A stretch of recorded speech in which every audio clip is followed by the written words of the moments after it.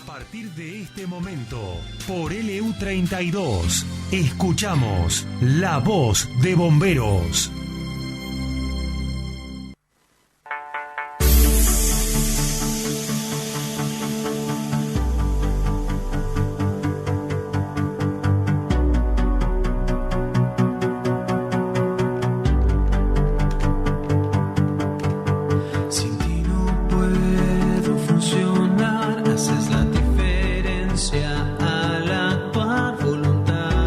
En este espacio que hemos destinado desde hace ya algún tiempo a bomberos voluntarios de Olavarría, que hemos denominado La Voz de Bomberos, donde nos hemos propuesto que pasen las diferentes voces, los diferentes integrantes del cuerpo activo, no solamente del cuartel central, sino de los destacamentos de Loma Negra, de Sierras Bayas, de Hinojo.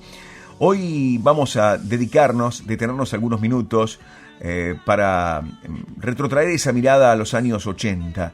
Y precisamente ayer se cumplieron 40 años del inicio de la mayor catástrofe sufrida en Olavarría y parte de la provincia de Buenos Aires, que fue la inundación del 80, que tuvo un saldo de más de 30.000 evacuados, desaparecidos, pérdidas económicas incalculables para la ciudad, pero un sinnúmero de fotos comenzaron a recorrer redes sociales, sitios de internet, y en definitiva nosotros, desde esta Voz de Bomberos, vamos a hablar con quien estuvo al frente de este operativo de la inundación del 80, quien por ese entonces, allá por los años 80, era el comandante mayor, ¿no?, del cuerpo activo de bomberos voluntarios, y estoy hablando de Omar Escabuso. Lo tenemos en línea y es un gusto saludarte, querido Omar. ¿Cómo estás? Buen día. Buen día, Luisito, es un placer. Bueno, el placer es nuestro de, recordar una fecha, podemos decir,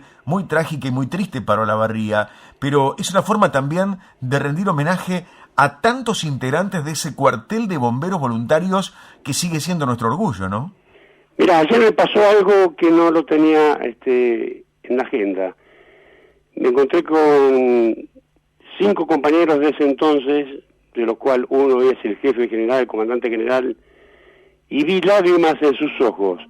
O sea, le ha caído la ficha después de 40 años de lo que hicieron, porque eran muy tiernitos, eran muy jovencitos, tenían 17, 18 años, y enfrentaron semejante aluvión que no se dieron cuenta de lo que estaban haciendo. Sí, si bien estaban guiados por nosotros, que éramos más grandes, pero ahora han recapacitado y han visto después de 40 años lo que enfrentaron, lo que hicieron, lo que lucharon, junto a un montón de gentes y colaboradores del partido, ¿no? Uh-huh. Y ayer me emocionó porque fueron lágrimas de tiempo, de estar frenado, no sé qué, no lo puedo definir, pero no sé, no he hablado con nadie de ello, simplemente vi en sus rostros y en su voz que le recayó la ficha, como se dice. Seguro. Omar, todos hablamos permanentemente allí con nuestros bomberos voluntarios, de la formación constante, de la capacitación permanente, de lo que significa el cuartel de bomberos de Olavarría para el resto de la provincia de Buenos Aires, que no deja de ser un cuartel de referencia. En gran parte, en los 80 también era un cuartel de bomberos de referencia. Me pregunto, a vos te tocó estar al frente de una de las mayores catástrofes en la provincia de Buenos Aires. ¿Sentiste miedo en algún momento, Omar?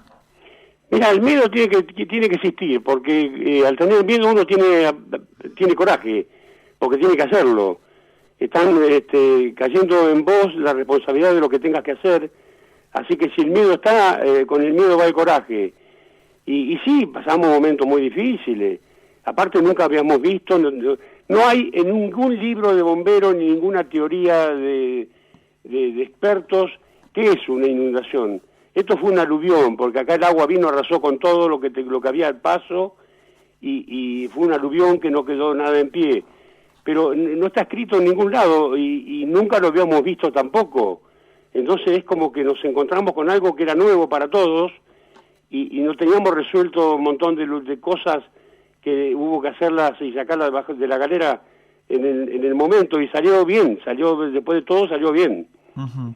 Contame un poquito, Omar, y contarle a la audiencia cómo era esa logística que se preparaba, porque como decís vos, no estaba nada preparado, no sabíamos que determinado día iba a llegar, vino el agua en gran masa y había que improvisar sobre la marcha. Contame cómo se organizaba, con quiénes te reunías allí para planificar cómo se iba a encarar esto.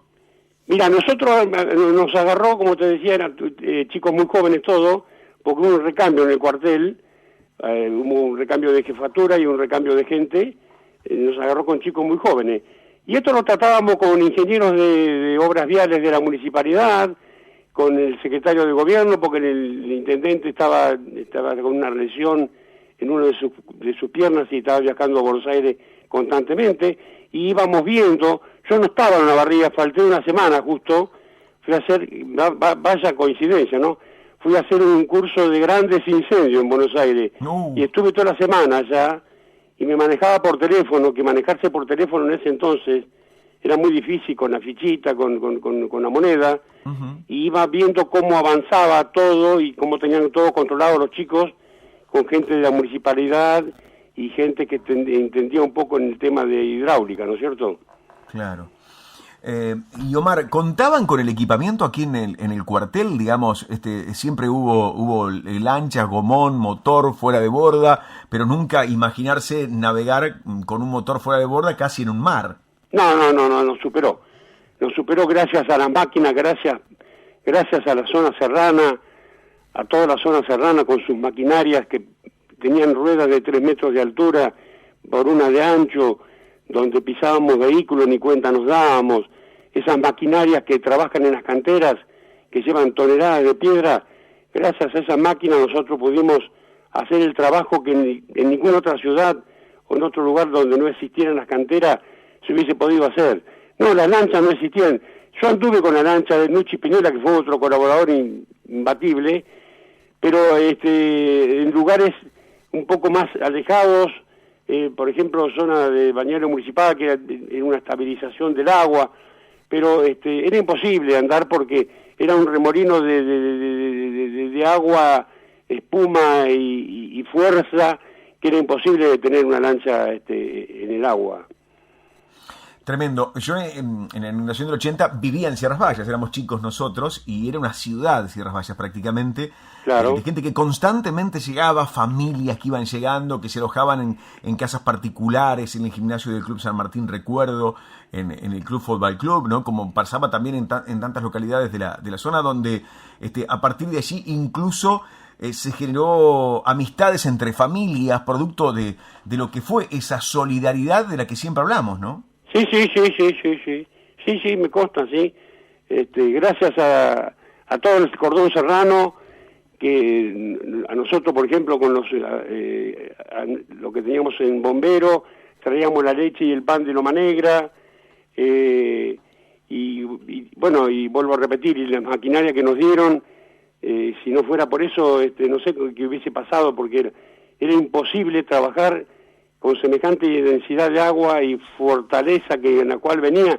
Y yo tenía una duda, hasta el 80 tuve una duda en mi vida, ¿qué era peor, si el agua o el fuego? Uh-huh. Y siempre charlando así con los cursos de capacitaciones, charlas así de compañeros, y bueno, en el 80 descubrí que no hay con qué darle al agua.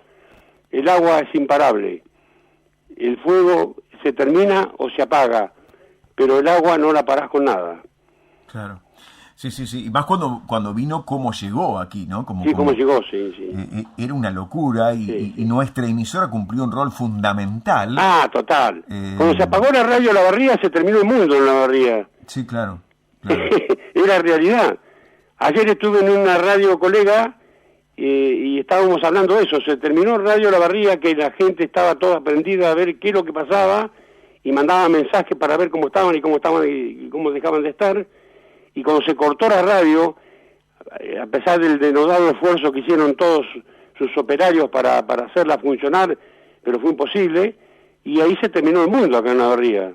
Claro, prácticamente se quedó incomunicado, ¿no? Totalmente, sí, sin luz. Lo único que teníamos era gas. Claro. Pero vos sabés que yo me estoy pensando ahora que con la cuarentena esta, fue peor aquello que esta cuarentena, porque allá no teníamos nada, las casas quedaron vacías, tapadas de agua. No nos quedó ropa, no nos quedó zapatillas, chinela, un calzoncillo, no nos quedó nada. Lo único que nos quedó el gas.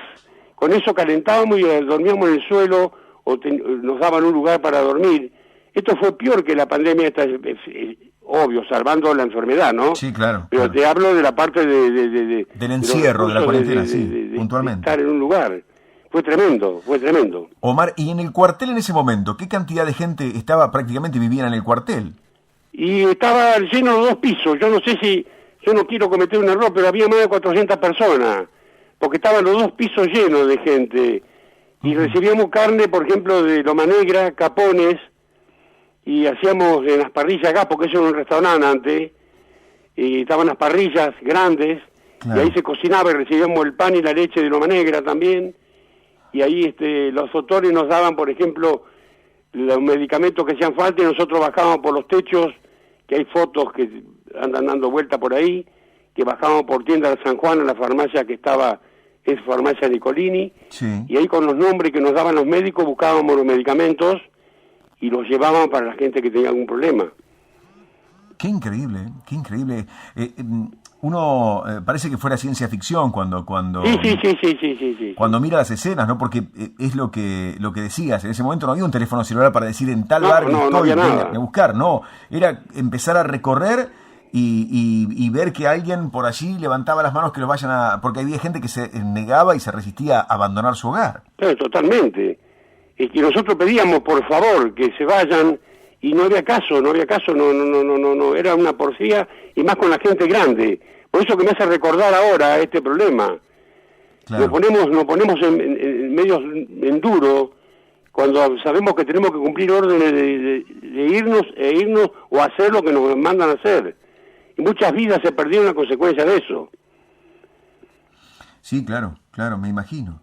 Me imagino porque incluso también pasó como va a suceder con la pandemia. Después uno se tuvo que reinventar, hubo que replantear muchísimas situaciones, incluso hasta desde el propio cuartel, ¿no? Creo que las demandas fueron otras después de la inundación. Fueron todos, mirá, nosotros quedamos a pie, sin ninguna unidad. Se producían incendios a consecuencia de secar la ropa a gas. Las cosas, las maravillas que había que hacer, por ejemplo, mecánicos trabajando a full, voluntarios, trabajando a full con las unidades para ponerlas en marcha. Nos cambió todo un sistema de vida. Fue un principio y un final distinto. Sí. Increíble, ¿no? Y estábamos mirando, claro, vos decías 17 años, el propio Raúl Ferreira, que hoy está al frente de Bomberos Voluntarios. Claro, Raulito yo calculo que tiene 17, 18 años. 17 me decía. Que y enfrentó esa situación, y yo ayer lo viví acongojado, porque le ha caído la ficha después de 40 años, porque fue una valentía tremenda lo que hicieron estos chicos, y encararon lo que hoy se dieron cuenta que era un peligro. Quizá también la edad los ayudó, ¿no? La edad me hace recordar, salvando la distancia, a los chicos que fueron a Malvinas. Claro. Chicos jóvenes y fueron al frente como locos. Sí, además con el riesgo que significaba caerse en la correntada, porque había calles que prácticamente eran ríos. Claro, y toda la camada de Raulito Ferreira, que hoy es el comandante general, son los que hoy siguen estando, y son los que estamos en contacto, y gracias a Dios nos mantenemos vivos y podemos contar esto. Lo que pasa es que Raulito era chico y no estaba continuamente en lugares, estaba siempre acompañado con una persona mayor para protegerlos, porque eran jóvenes. Claro. Pero sí, yo me recuerdo bien clarito, que Raulito entró de cadete, de mascota entró. Sí. Fue el primer abanderado con la bandera de los cadetes, para desfilar en los desfiles patrios, ¿no? Uh-huh. Omar, lo que no sabía y no manejaba el dato era que se habían quedado sin unidades en bomberos. Totalmente. Nos quedó una unidad número 2, que es una unidad que se vendió lamentablemente, y quedó del otro lado, que fue la que trajo las máquinas, que estaban todo manejado por Gioiosa, otro compañero de años, uh-huh. Fabián Gioiosa, quedó del otro lado de la vía. Y esa unidad fue la que contactó a las canteras para traer las máquinas, y acompañarlas al trabajo que después hicimos nosotros. Claro, claro. Era una forma de distribuirse cada uno de ustedes en diferentes máquinas para hacer estos rescates. Sí, había grupos de trabajo siempre con un oficial o suboficial a cargo. Claro. Y cada cual en una máquina, una o dos máquinas, camiones volcadores. Por eso siempre digo yo, gracias paleros, gracias camioneros, gracias a toda la comunidad, policía, ejército, a todos los que nos dieron una mano, porque acá nos dimos todos la mano, porque esto si no, no salíamos de acá. Fue muy muy duro, muy difícil. Una cosa es contarlo, una cosa es vivirla. Quedamos todos como Dios nos trajo al mundo. Uh-huh. Allí donde está el cuartel de bomberos hoy, en Colón, entre 9 de julio y 25 de mayo, que había mucha gente alojada, ¿no? Y que me están diciendo aquí que lo sacaban algunos con topadora. Digo, ¿cuál fue el nivel de agua? ¿Hasta dónde llegó el agua ahí? El lugar más alto fue en Bron y Colón. Bron y del Valle. Hay 4 metros y moneda. Claro. Ahí fue donde más agua hubo. Pero después, bueno, están las medidas de 3,60 metros, 3,75 metros, 3,80. Siempre superando los techos de la vivienda, ¿no? ¿Y ustedes desde bomberos, dónde era el lugar de reunión, el lugar de encuentro para planificar todo? Primer piso de bombero. Claro. Piso de bombero. Pero ahí tenían, en planta baja había agua. En planta baja estaba todo tapado. Claro, claro. Ahí estaba comisaría, estaba todo, porque estaba ahí. Nos juntábamos todos, estaba Radio La Barría, estaba todo. Sí. Todo en el primer piso de bomberos. Era el centro de operaciones. Era el centro de operaciones. Claro. Y era el constante informe de la radio era saber cuánto nos decían, yo esto lo recuerdo, ¿no? Cuánto nos iban diciendo los ingenieros de hidráulica. No sé si estaba Alberto Cito en ese momento. Sí. Que además Sierras Bahiense él también. Sí. Era el informe que nos pasaba, o que pasaba Alberto, de cuánto iban midiendo a la altura de Querandíes, ¿no? Nosotros teníamos, claro, de Querandí, acá teníamos, ya lo teníamos de antes, el valor de agua, el volumen de agua mayor tardaba 19 horas, de Querandí a Olavarría, a la Hornos. Uh-huh. Y se nos fue de la mano, porque veíamos que aumentaba 5 centímetros por hora. Y era mucho, sabíamos que algo pasaba, no sabíamos qué, pero algo iba a pasar. Y se veía una masa increíble de agua, ¿no? Sí, la verdad que sí. Increíble. Acá había que hacer un programa, Luis, un programa de mucho tiempo y horas, aprovechando que la gente está adentro ahora, y contar anécdotas que son, porque vos en 10 minutos no podés contar una inundación de 5 días. No, claro, me imagino. Imagínate, mientras estamos hablando con vos, toda la gente que estará en casa pensando, y en este momento empezar a aparecer situaciones, anécdotas, ese momento que para muchos quedó imborrable en las retinas, ¿no? Sí. Yo les agradezco de todo corazón a los compañeros que tuvieron en su momento, que dejaron la vida como la dejamos todos, y que gracias a Dios no se lastimó nadie. Solamente tuvimos un percance con un bombero de un golpe de algo que pasó bajo el agua, pero fue muy leve, pero después salimos todos intactos de semejante marea. Claro. Y bueno, nos seguimos viendo, nos seguimos juntando y seguimos estando como en aquellos tiempos. Y la desazón cuando bajaron las aguas... Eso fue tremendo, porque ahí empezó el peor trabajo del rescate de los cadáveres, no teníamos médico policía, nadie sabía nada, así que había que sacar el cuerpo, poner el lugar donde lo encontrábamos sin saber quién era, una morgue llena de cadáveres, y terminándolo, hicimos el primer sepelio un 5 de mayo en el cementerio municipal, que ya identificado con nombre y apellido, y bueno, después fue muy duro, fue muy duro. Sí, porque aparte, más allá de puntualmente de ese hecho triste de encontrar un cadáver, digo, ver la ciudad tapada en barro, el olor, las casas con sus puertas abiertas y todo roto, ¿no? Era luego de una guerra. Lo que duró el olor y lo que duró el barro, que si bien las máquinas trabajaban de sol a sol, era una cosa no terminar. Sí. Tremendo. Y por ese entonces aquellos que eran chicos, que en este momento, mientras estamos hablando contigo, empiezan a llovernos mensajes de todo tipo. Sí, me imagino. Algunos que tenían 10 años, dice, ese recuerdo no se me olvida nunca más, ¿no? porque fue un shock para muchos, fue choqueante. Mira, es largo el tema, ya te digo, esto es para hacer un programa de 4 horas, pero yo tengo anécdotas, tengo un montón de anécdotas graciosas, anécdotas de peña y anécdotas serias. Claro. Y como también tengo el recuerdo de ver perros que han dejado perros atados a la cadena, pobrecito, que a mí me gustan mucho los animales, y bueno, para que la gente vaya sabiendo que si hay una emergencia no deje el perro atado. Claro. Una de las tantas cosas, ¿no? Sí, en muchos casos, porque nadie imaginó que esa masa iba a poder invadir casi toda la ciudad, ¿no? No. Mirá, yo perdí el negocio y perdí la casa. Claro. Yo viví en Bombero durante 6 meses. Sí.